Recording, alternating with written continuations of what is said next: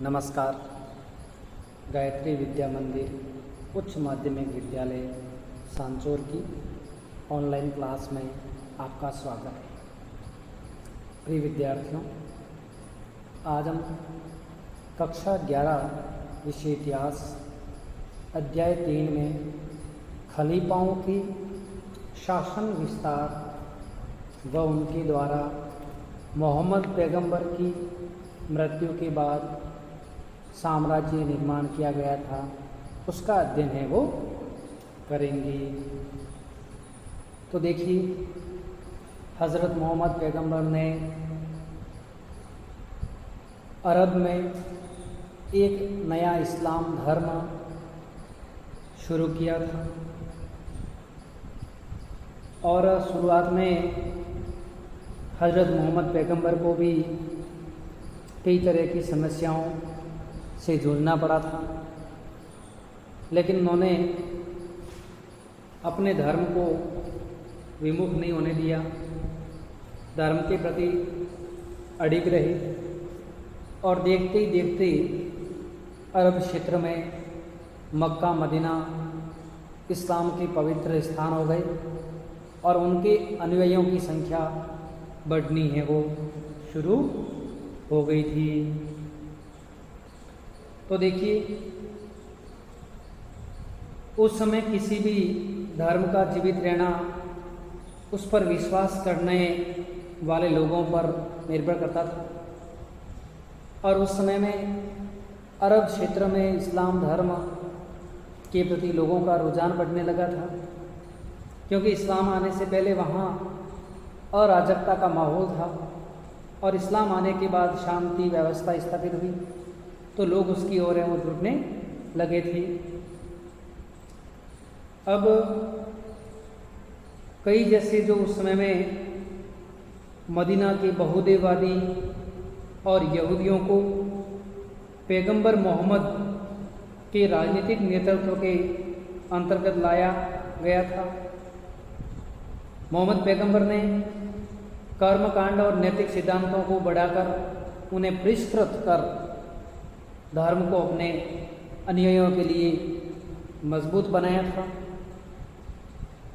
मुस्लिम समुदाय कृषि और व्यापार से प्राप्त होने वाले राजस्व और उसके अलावा खैरात कर, जिसको अपन कहते हैं ज़कात, से जीवित रहा था और इसके अलावा मुसलमान मक्का के काफिलों और निकट के नकली स्थानों पर भी छापे भी मारते थे और इन छापों और धावों से मक्का के लोगों में प्रतिक्रियाएं हुई और मदीना के यहूदियों के साथ दरारें उत्पन्न हो गई।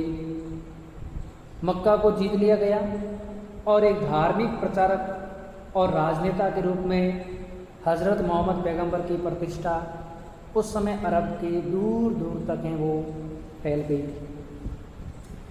पैगंबर मोहम्मद ने अब समुदाय की सदस्यता के लिए धर्मांतरण को एकमात्र कसौटी माना और इस पर है वो बल दिया था।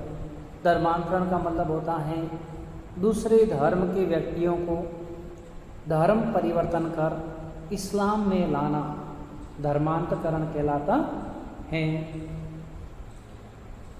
वहाँ की भौगोलिक परिस्थितियों में रेगिस्तान की कठोर परिस्थितियाँ और उन परिस्थितियों में भी अरबों ने शक्ति और एकता को महत्वपूर्ण माना।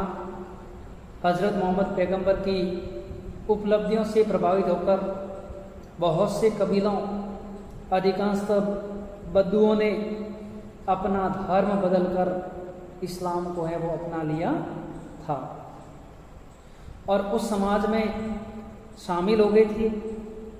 पैगंबर मोहम्मद द्वारा सरचित गठजोड़ का फैलाव समूचे अरब देश में हो गया था। मदीना उभरते हुए इस्लामी राज्य की प्रशासनिक राजधानी और मक्का उसका धार्मिक केंद्र है वो बन गया था। काबा से बुतों को हटा दिया गया था, क्योंकि मुस्लिमों के लिए जरूरी था कि वे उस स्थल की ओर मुंह करके इबादत है वो करेंगे। अर्थात इस्लाम में ये नियम था कि जब भी कोई वे नमाज अदा करेंगे तो उनका मुंह है वो काबा की ओर है वो होगा। हज़रत मोहम्मद पैगंबर को थोड़े ही समय में अरब प्रदेश के काफ़ी बड़े भाग में एक नए धर्म, समुदाय और राज्य के अंतर्गत लाने में सफलता मिल गई। प्रारंभिक इस्लामी राज्य व्यवस्था काफ़ी लंबे समय तक अरब कबीलों और कुलों का राज्य संघ वो बनी हुई रही थी। तो इस तरह से हज़रत मोहम्मद पैगंबर ने अरब में अपने धर्म का है वो प्रचार है वो किया था। लेकिन 632 ईस्वी में हज़रत मोहम्मद पैगंबर का देहांत हो गया और उनके देहांत के बाद कोई भी व्यक्ति वैध रूप से इस्लाम का अगला पैगंबर होने का दावा नहीं कर सकता था और इसके परिणाम स्वरूप उनकी राजनीतिक सत्ता उत्तराधिकार के किसी सुस्थापित सिद्धांत के अभाव में उम्मा को अंतरित कर दी गई। जो उनके अनुयायी थे उनको है वो दे दी गई और इससे नवाचारों के लिए अवसर उत्पन्न हुए। जब उम्मा को इस धर्म की कमान सौंपी गई तो ऐसे कई नए अवसर उत्पन्न हुए, लेकिन इससे मुसलमानों में भी गहरा मतभेद पैदा हो गया, क्योंकि सबसे बड़ा नव परिवर्तन तो ये हुआ था कि खिलाफत की संस्था का निर्माण हुआ, अर्थात खलीफा है वो पद है वो सर्जित हो गया और जिसमें समुदाय का नेता अमीर अल मोमिनीन जो पैगंबर का प्रतिनिधि है वो खलीफा है वो बन गया था। और पहले 4 खलीफाओं जो 632 से 661 अर्थात हज़रत मोहम्मद पैगंबर की मृत्यु के बाद 632 से 661 ईस्वी में पैगंबर के साथ अपने गहरे और नज़दीकी संबंधों के आधार पर अपनी शक्तियों का औचित्य स्थापित किया और पैगंबर द्वारा दिए गए मार्ग निर्देशों के अंतर्गत उनका कार्य है वो जारी रखा था। खिलाफत के 2 प्रमुख उद्देश्य थे। एक तो कबीलों पर नियंत्रण कायम रखना जिनसे मिलकर उम्मा का गठन हुआ था और दूसरा है राज्य के लिए संसाधन जुटाना, अर्थात एक तो कबीलों पर नियंत्रण रखना और जिनसे मिलकर उम्मा का गठन हुआ था और दूसरा है राज्य के लिए संसाधन है वो जुटाना। अब देखिए, हज़रत मोहम्मद पैगंबर के देहावसान के बाद बहुत से कबीले इस्लामी राज्य से टूटकर अलग हो गए और कुछ कबीलों ने तो उम्मा के नमूने पर स्वयं अपने समाजों की स्थापना करने के लिए अपने स्वयं को पैगंबर बना लिया था। पहले खलीफा अबू बकर ने अनेक अभियानों द्वारा विद्रोहों का दमन किया। दूसरे खलीफा उमर ने उम्मा की सत्ता के विस्तार की नीति को रूप प्रदान किया। इसी तरह से इनका प्रभाव बढ़ने लगा था। तो इस तरह खलीफाओं ने अपनी शक्तियों को बढ़ाना है वो शुरू कर दिया।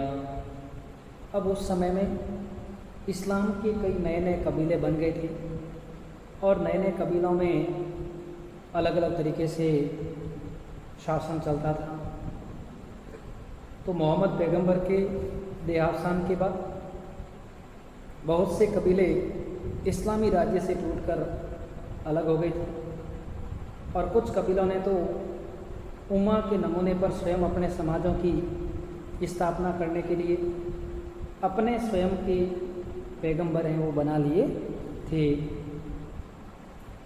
पहले खलीफा अबू बकर ने अनेक अभियान कर जो इस्लाम से अलग अलग कबीले हुए थे उन कबीलों को एकजुट करते हुए अधीन लाने का कार्य है वो किया था।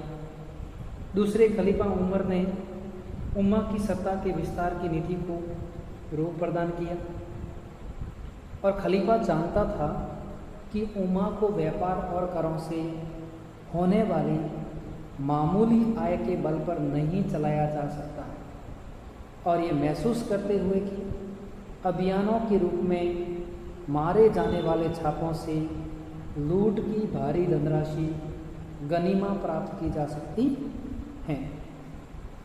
खलीफा और उसके सेनापतियों ने पश्चिम में बाइजेंटाइन साम्राज्य और पूर्व में ससानी साम्राज्य के इलाकों को जीतने के लिए अपने कबीलों की शक्ति है वो जुटाई। बाइजेंटाइन और ससानी साम्राज्य जब अपनी शक्ति के शिखर पर थे तो वे विशाल क्षेत्रों पर शासन करते थे और अरब में अपने राजनीतिक और वाणिज्यिक हितों को आगे बढ़ाने के लिए उनके पास बड़ी मात्रा में संसाधन थे। बाइजेंटाइन साम्राज्य ईसाई मत को बढ़ावा देता था और ससानी साम्राज्य ईरान के प्राचीन धर्म जरतुश धर्म को संरक्षण प्रदान करता था। अरबों के आक्रमण के समय इन दो साम्राज्यों की शक्ति में धार्मिक संघर्षों और अभिजात वर्गों के विद्रोहों के कारण गिरावट आ चुकी थी और इसके कारण युद्धों और संधियों के जरिए उन्हें अपने अधीन लाना आसान हो गया था। और 3 सफल अभियान 637 से 642 ईस्वी में अरबों ने सीरिया, इराक, ईरान और मिस्र को मदीना के नियंत्रण में ला दिया था। सामरिक नीति, धार्मिक जोश और विरोधियों की कमजोरियों ने अरबों की सफलता में योगदान दिया था। तीसरे खलीफा उस्मान ने अपना नियंत्रण मध्य एशिया तक बढ़ाने के लिए और अभियान चलाए थे। पैगंबर मोहम्मद की मृत्यु के 1 दशक के अंदर अरब इस्लामी राज्य ने नील और ऑक्सास के बीच के विशाल क्षेत्र को भी अपने नियंत्रण में है वो ले लिया था और ये इलाके आज भी मुस्लिम शासन के अंतर्गत में वो आते हैं। अर्थात हज़रत मोहम्मद पैगंबर की मृत्यु के बाद जो इस इस्लाम धर्म को संभालने के लिए, इस्लाम धर्म को चलाने के लिए जो उम्मा है, उस उम्मा वर्ग में खलीफा का है वो निर्माण किया गया था। और खलीफा अबू बकर जैसे खलीफाओं ने उस समय में इस्लाम से अलग हुए कबीलों को पुनः अपने साथ जोड़ा। और इसके अलावा बाइजेंटाइन साम्राज्य, ससानी साम्राज्य, जहाँ ईसाई धर्म का प्रचार ज़्यादा था, उसको भी अपने अधीन लाया। और इसके अलावा सीरिया है, इराक है, ईरान है, मिस्र है, इन सबको इस्लाम के अधीन अर्थात मदीना के अधीन है वो ला दिया और ऑक्सस के विशाल क्षेत्र पर भी अपना नियंत्रण है वो स्थापित करने में ये सफल रहे थे। तो देखिए, जीते गए सभी प्रांतों में खलीफाओं ने नया प्रशासनिक ढांचा लागू किया था। अर्थात जो जो क्षेत्र उन्होंने जीत लिए थे उनमें उन्होंने नया प्रशासनिक ढांचा लागू किया और जिनके अध्यक्ष गवर्नर, अमीर और कबीलों के मुखिया अशरफ थे। केंद्रीय राजकोष बैत अल माल अपना राजस्व मुसलमानों द्वारा अदा किए जाने वाले करों से और इसके अलावा धावों से मिलने वाली लूट में अपने हिस्से से प्राप्त करता था। खलीफा के सैनिक, जिनमें अधिकतर बेदुइन थे, रेगिस्तान के किनारों पर बसे शहरों जैसे कुफा और बसरा में शिविर में रहते थे ताकि वे अपने प्राकृतिक आवास स्थलों के निकट और खलीफा की कमान के अंतर्गत बने रहे। शासक वर्ग और सैनिकों को लूट में हिस्सा मिलता था और मासिक अदायगियाँ अता प्राप्त होती थी। गैर मुस्लिम लोगों द्वारा करों यानी खराज और जजिया को अदा करने पर उनका संपत्ति का और धार्मिक कार्यों को संपन्न करने का अधिकार बना रहता था। यहूदी और ईसाई राज्य के सुरक्षित लोग थे, वे घोषित किए गए और अपने सामुदायिक कार्यों को करने के लिए उन्हें काफ़ी अधिक स्वायत्ता भी है वो दी गई थी। तो अर्थात जिसने इस्लाम धर्म को ग्रहण कर लिया तो उनको कई प्रकार की छूट दी गई थी, उन्हें काफ़ी बड़ा अधिकार दिए गए थे। और जो इस्लाम धर्म के कार्यों को नहीं मानते थे या नहीं जुड़ते थे तो उनसे खराज और जिजिया जैसे कर हैं वो वसूल किए जाते थे। राजनीतिक विस्तार और एकीकरण का कार्य अरब कबीले सरलता से नहीं कर पाए। राज क्षेत्र के विस्तार से संसाधन और पदों के वितरण के बारे में पैदा हुए झगड़े उम्मा की एकता के लिए खतरा बन गए। प्रारंभिक इस्लामी राज्य के शासन में मक्का के कुरैश लोगों का ही बोलबाला था और तीसरा खलीफा उस्मान भी एक कुरैश था और उसने अधिक नियंत्रण प्राप्त करने के लिए प्रशासन को अपने ही आदमियों से भर दिया था। इससे राज्य का मक्काई स्वरूप और अधिक जोरदार हो गया। परिणाम स्वरूप अन्य कबीलों के साथ झगड़े पैदा हो गए। इराक और मिस्र में तो विरोध था ही, अब मदीना में भी विरोध उत्पन्न है वो हो गए और इसके परिणाम स्वरूप उस्मान की हत्या कर दी गई और उस्मान की मृत्यु के बाद अली को चौथा खलीफा है वो नियुक्त किया गया था। अब है अली द्वारा 656 से 661 ईस्वी उन लोगों के खिलाफ जो मक्का के अभिजात तंत्र का प्रतिनिधित्व करते थे। 2 युद्ध लड़े जाने के बाद मुसलमानों में दरार और गहरी हो गई। अली ने अपने आप को कुफा में स्थापित कर लिया और मोहम्मद की पत्नी आयशा के नेतृत्व वाली सेना को ऊंट की लड़ाई 657 में पराजित है वो किया था। लेकिन उस्मान के नातेदार और सीरिया के गवर्नर जो थे मुआविया के नेतृत्व वाले गुट का दमन नहीं कर सका और अली का दूसरा युद्ध जो सिफिन यानी उत्तरी मेसोपोटामिया में हुआ था संधि के रूप में समाप्त हुआ और जिसने उसके अनुयायियों को 2 धड़ों में है वो बांट दिया था। कुछ उसके वफादार बने रहे जबकि अन्य लोगों ने उसका साथ है वो छोड़ दिया और खर्जी कहलाने लगे। और इसके शीघ्र बाद एक खर्जी द्वारा कुफा में एक मस्जिद में अली की है वो हत्या कर दी गई और उसकी मृत्यु के बाद उसके अनुयायियों ने उसके पुत्र हुसैन और उसके वंशजों के प्रति अपनी निष्ठा है वो प्रकट की थी। मुआविया ने 661 में अपने आप को अगला खलीफा है वो घोषित कर दिया और उमैयद वंश की स्थापना की जो 750 ईस्वी तक है वो चलता रहा था। तो इस तरह से अरबों का आधिपत्य बाद के गृह युद्धों में विखंडित भी हुआ था और कबायली विजेता अपने अधीनस्थ लोगों की परिष्कृत संस्कृति को अपना रहे थे। कुरैश कबीले के एक समृद्ध वंश उमैयद के अधीन सुदृढ़ीकरण का दूसरा दौर है वो देखने को मिला था। धन्यवाद।